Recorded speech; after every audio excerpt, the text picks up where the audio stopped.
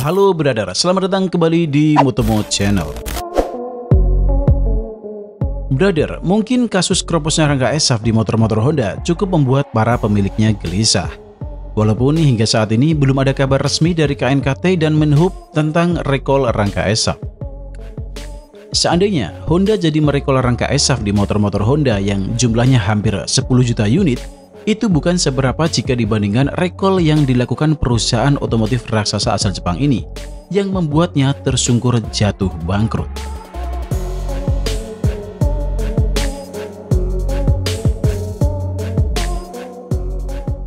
Brother, bagaimana tidak bangkrut? Perusahaan tersebut dipaksa oleh KNKT-nya Amerika untuk merecall 100 juta unit kendaraan di seluruh dunia. Wow, jumlah tersebut 10 kali lipat dari produksi ESAF yang sudah didistribusikan ya brother. Perusahaan tersebut adalah Takata Corporation Japan. Gimana brother? Pernah dengar? Nggak pernah? Oke, kita lanjutkan brother.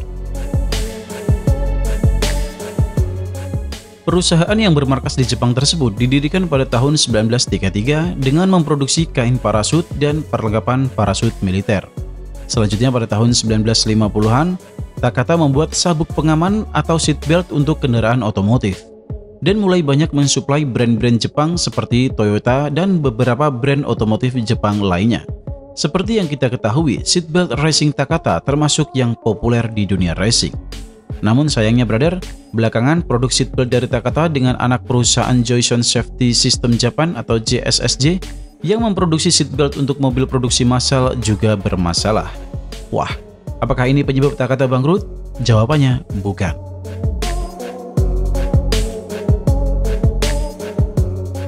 Nah, pada tahun 1988, Takata mulai memproduksi airbag.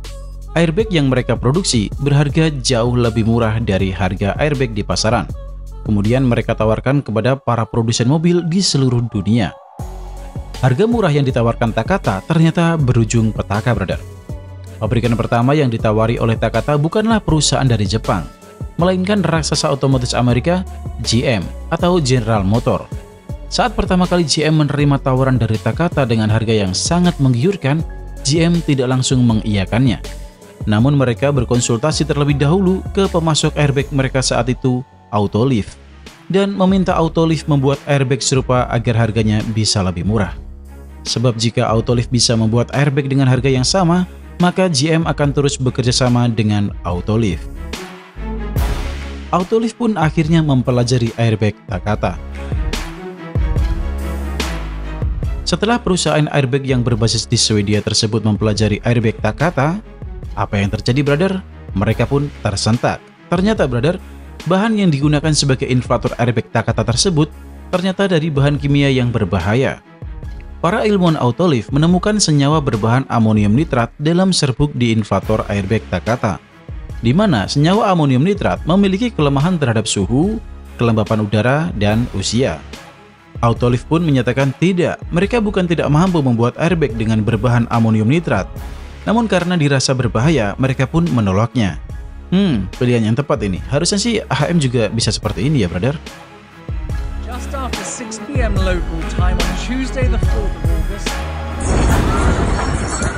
Meski senyawa amonium nitrat 10 kali lebih murah dari senyawa guanidin nitrat yang selama ini digunakan perusahaan Autoliv, mereka pun tidak menyanggupi permintaan General Motor. Alhasil brother, airbag General Motor resmi disuplai oleh Takata. Selanjutnya pada tahun 1998, Honda mengikuti jejak General Motor. Kemudian diikuti oleh banyak brand-brand otomotif dari seluruh dunia, termasuk Toyota. Sejak saat itu, Takata Airbag terpasang di lebih dari 100 juta unit kendaraan dan menguasai pangsa pasar airbag sebanyak 20% hingga penghujung tahun 2014. Wait, Min, lalu yang membuat Takata bangkrut apa? Oke, kita lanjutkan. Kasusnya bermula seperti ini, brother. Kasus pertama dilaporkan terjadi di sebuah Honda. Seorang pengemudi di Alabama terluka ketika dia terkena pecahan logam dari airbag yang meledak pada model Honda tahun 2002 miliknya. Baik Takata maupun Honda menyatakan bahwa insiden tersebut adalah anomali dan tidak memerlukan penyelidikan lebih lanjut atau penarikan kembali. Wah. Diselesaikan secara kekeluargaan nih brother kayaknya.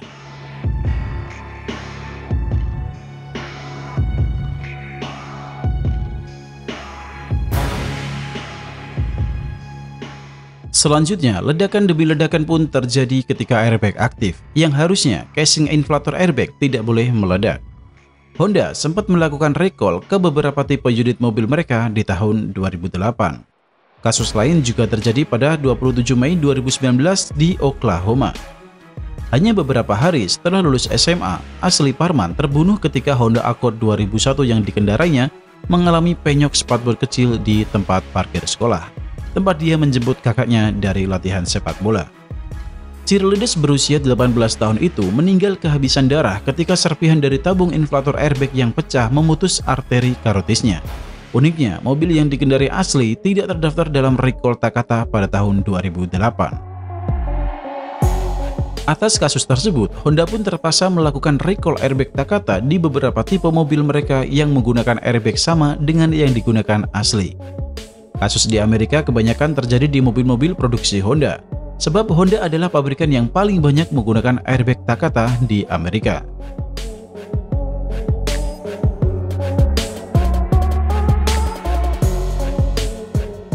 Pada November 2009, brother, KNKT Amerika, kita sebut saja NHTSA, resmi melakukan penyelidikan kasus ini, brother. Namun mereka tidak menemukan adanya kekeliruan. Pada Mei 2010, kasusnya ditutup oleh NHTSA. Ada apa dengan NHTSA?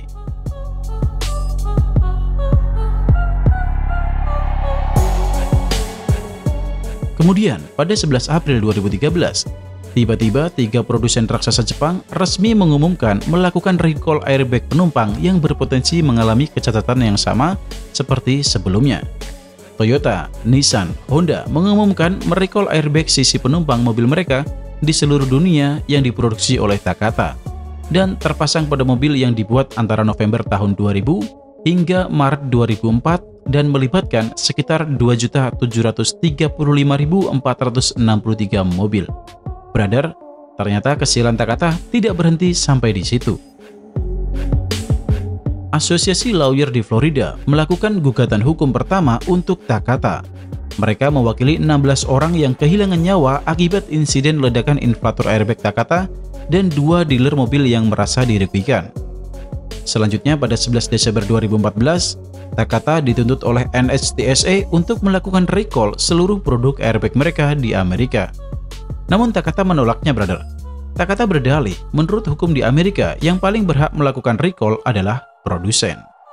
Pernyataan Takata tersebut menyulut seluruh produsen mobil di dunia untuk merecall unit mereka yang menggunakan airbag Takata. Total ada 33 juta mobil yang direcall di Amerika Serikat. 5,4 juta diantaranya produksi Honda. Min, kok Honda lagi sih, Min? Admin gak suka ya sama Honda? Hei, bukan begitu, brother. Karena Honda waktu itu menjadi produsen yang paling banyak menggunakan Takata di Amerika. Bahkan GM pun tidak menggunakan Takata untuk seluruh produksi mereka, hanya beberapa bagian saja, brother. Total ada 100 juta unit mobil dari 31 brand yang menggunakan airbag Takata harus dilakukan recall di seluruh dunia dengan jumlah triliun rupiah. Kerugian tersebut belum termasuk biaya recall yang harus Takata tanggung senilai 5 miliar US dollar atau 66 triliun rupiah. Wow, jumlah yang sangat fantastis kan, brother? Tidak sebanding dengan Rangka Esa. Hingga akhirnya, pada 27 Juni 2017, raksasa airbag Jepang tersebut mengajukan perlindungan kebangkrutan baik di Amerika Serikat maupun di Jepang, dan sudah ditetapkan mengalami kebangkrutan. Di tahun 2017 pula, perusahaan Takata dibeli oleh perusahaan sistem keamanan kendaraan dari Amerika Serikat, Kei Safety System atau KSS. KSS membeli seluruh aset Takata di skala global, termasuk pabrik pembuatan amonium nitrat. KSS membeli Takata dengan nilai yang tidak begitu tinggi, 1,59 miliar US dollar atau 21,1 triliun rupiah. Shigehisa Takada, eksekutif dan CEO Takata, meminta maaf kepada semua pihak akibat kebangkrutan Takata. Takada mengatakan mereka gagal bernegosiasi dengan lebih dari 10 brand mobil yang mereka suplai, brother, dan terpaksa menjual Takata ke perusahaan Amerika. Brother, kejadian yang menimpa Takata akibat pemilihan senyawa amonium nitrat untuk bahan inflator berujung fatal. Dari beberapa kasus yang terjadi ketika airbag meletup, casing metal dari inflator Takata tersebut ikut pecah. Pecahan casing metal inflator Takata menyebabkan cedera serius kepada pengendaranya, bahkan meninggal. Hal ini terjadi akibat amonium nitrat yang digunakan dalam jangka waktu yang lama akan mengalami perubahan sifat dan mengalami penggumpalan, sehingga ledakan dari amonium nitrat sudah tidak sesuai dengan ukuran semestinya yang menyebabkan tekanan berlebihan. NHTSA mencatat 25 nyawa telah hilang di seluruh dunia. Di Amerika sendiri angkanya mencapai 16 korban jiwa, brother, dan 250 orang cedera. Ternyata, brother, negara yang selama ini kita anggap sebagai negara dengan budaya dan etos kerja yang tinggi, ternyata tidak sebaik yang kita bayangkan. Ya gak, brother? Bagaimana tanggapan kalian mengenai recall terbesar dalam sejarah dunia otomotif ini? Berikan tanggapan kalian di kolom komentar.